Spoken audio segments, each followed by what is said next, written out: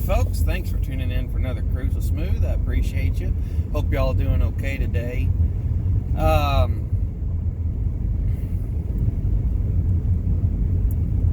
Ended up having to take off yesterday for some reasons. Doesn't really matter though, because I've got overtime on Saturday, so I'll still end up with a normal paycheck.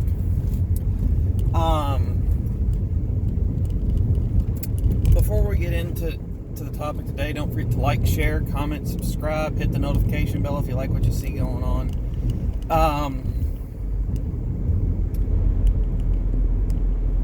If there's anything that you want to know my opinion on that I haven't covered in these videos, feel free to send me a message or a comment. I'd be more than happy to get back with you. Even if it's something that doesn't interest me, I'd do the research on it anyway. Well, I hate to say it, and I can't say I told you so, but I saw it coming for sure. Reading an article out of Fox News today, which a lot of people don't particularly like Fox or don't particularly like CNN due to the bias, and that's fine. But when it comes down to presenting facts and news, a lot of times they do kind of get it right. So, on both sides. So, I'm okay with using this as a source. A Virginia man was in jail on rape allegations. Due to coronavirus, he was released to depopulate the jail and prison population so that there was less of a risk of transmission and high rates of infection. At which point he got out and killed his witness killed the witness that was testifying against him. Or his victim. That I don't know. But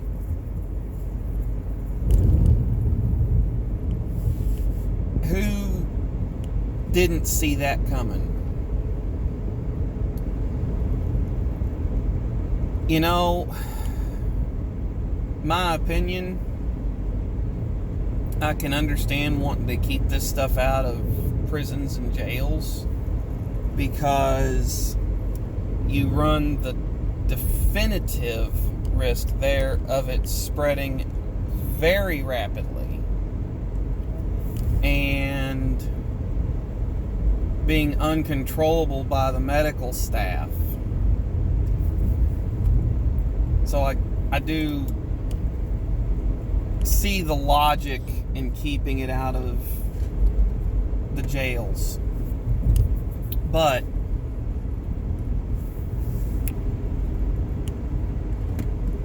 the prison population in the United States is there because they broke a law, or they are deemed a flight risk or a danger to themselves and others, whatever, and they are put in prison while awaiting trial.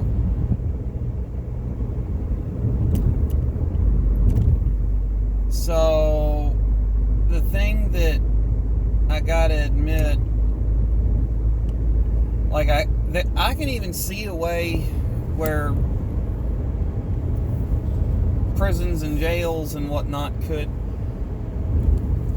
release some of their population in a smart way. The thing is, on the grand scheme of things, jails should be used to protect the majority of citizens from bad actors. So, if you've got a non-violent criminal that hasn't really cost anybody any money, I don't see the point in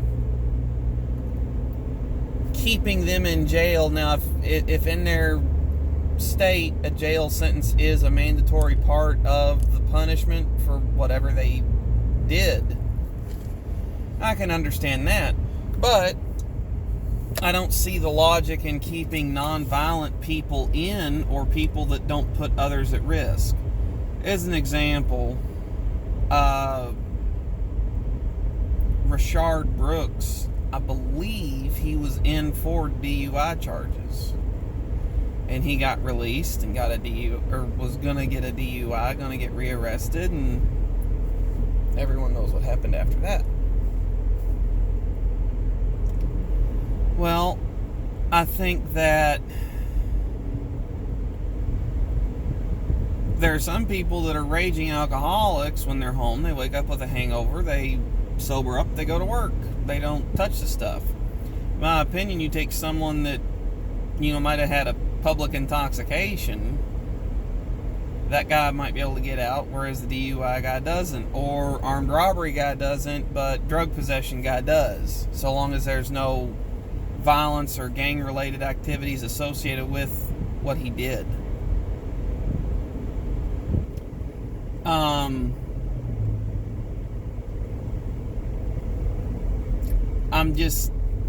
I'm baffled by the fact that they thought letting an alleged rapist out, and I'm not saying the guy even did it, but he sure did kill the person that was testifying against him in court.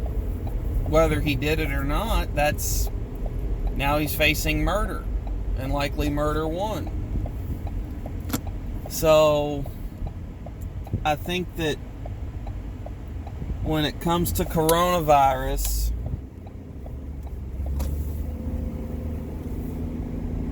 we're definitely being stupid. I'll tell you another piece of news that I found out the other day. Went on the CDC, started goofing around looking at some statistics of coronavirus and other bugs that have come along and died out in the past 10, 15 years. I remember swine flu, and it was a bad bug, but it wasn't near as transmissible. So I did look that up. Like, the infection rate per 1,000 was way lower by comparison or the infection rate per million was way lower with that than it is with coronavirus. Another interesting thing that I looked up is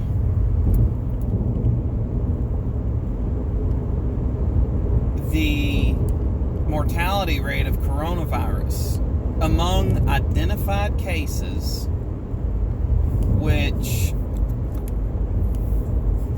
just being logical, until pretty recently you weren't going to get an identified case unless they had a bad case or they were paranoid and got tested.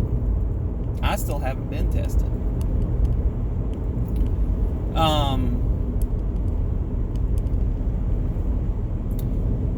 But among identified cases,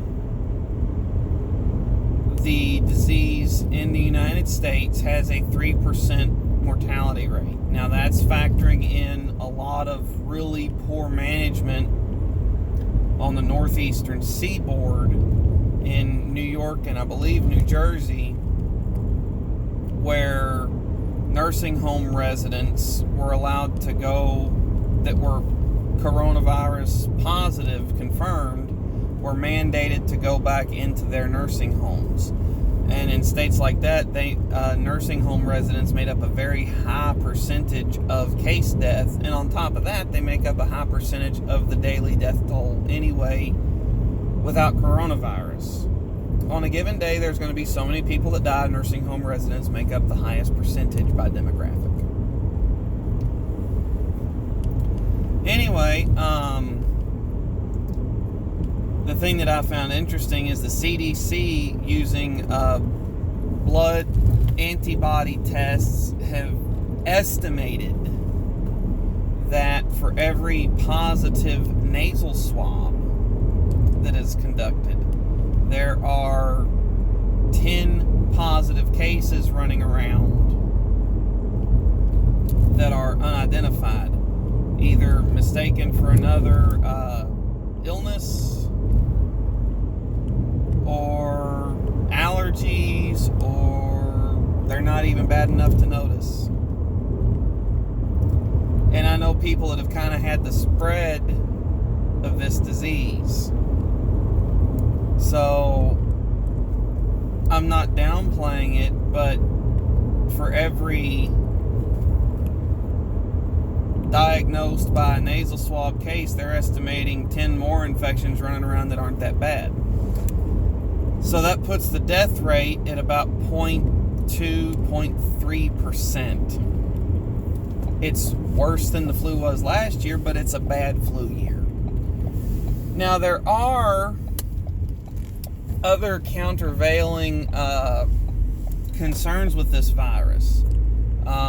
I've heard of multiple people having it that have lifelong after, well, can't say lifelong, up to this point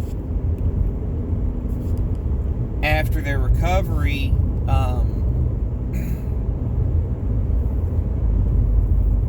after effects from the virus. A guy that I know, his daughter-in-law has had the virus, and she's relatively young, relatively healthy, got it pretty bad, and she was in and out of the hospital for a while. They finally got her home, and then just recently she started having some bad after effects. She was out running or riding a bicycle and ended up falling and giving herself a concussion and all sorts of nasty bad things.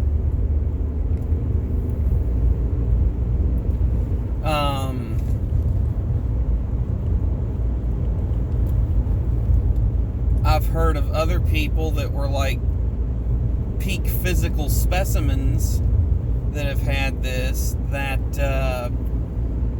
they haven't gotten their endurance back. I've heard that a lot of people end up with an arrhythmia due to having this. So there's definitely some more concerns about this than just, well, you'll die or you won't. Like, you could end up having a lot of long-term after effects from this that you may never get over. The science is still out on that, because we're talking, what, January, February when this thing landed in the States? March was when the lockdown started happening in my area. So I know that there's a lot of data that we're going to get in on stuff that we think that we know that we actually don't. For example, the after effects of this virus, they might end up building their stamina back up in 6 months. The heart could end up healing itself. I don't know. It may never. I don't know. But I think that by and large, there's a lot of overreaction and stuff going on. And frankly, I don't trust much of the media on this, because they've backed every single thing that has come out of the government, CDC or WHO, which doesn't sound bad in and of itself, but a lot of them have contradicted themselves. Dr. Fauci went on the air a while back saying that you don't need a mask. You just don't. They're not effective, blah, blah, blah. Okay, fine. So you became a bad person if you were wearing a mask. Well, then fast forward, and he went on air admitting that the reason he said that was because we didn't have a lot of mask production in the United States, and China had seized a shipment of masks that were due to be sent over. So they needed masks for the healthcare workers, first responders, and things like that. And they didn't want people buying them up. Okay. I just think that there's a lot that when this is 100% said and done, that we're going to find out. It's going to tick a lot of us off, and it's going to make a lot of the best minds, or the loudest voices at least, among us look really stupid. So, anyway, keep those that are suspected of violent crimes or convicted of violent crimes locked up. Stay safe. Thanks for tuning in for another Cruise of Smooth, y'all. I'm out of here.